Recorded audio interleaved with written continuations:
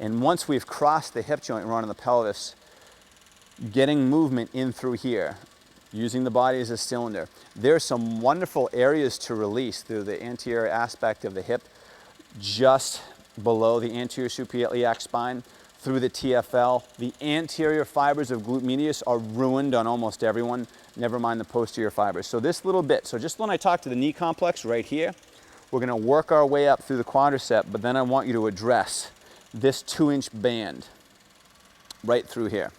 So let's try to add a different tool, different technique. Cross ball. Tennis ball can be a nice one. You don't need to be far off the ground. It can dig in pretty good. Or you can get a little bit more aggressive or assertive with some of these smaller objects, which I think are wonderful. I'll go to my right side so I can face the camera. So I've crossed the hip joint and I can turn and rotate just like this. I'm getting a pin and stretch the whole way. So I'm going to take a minute or two. I'm going to sink down into this. This can be a little bit more point specific. It can get into those anterior fibers of glute medius. It can get into the TFL a little differently.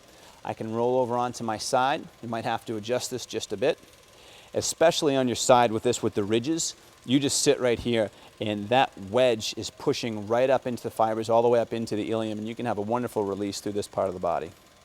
And then you can come up posteriorly as well.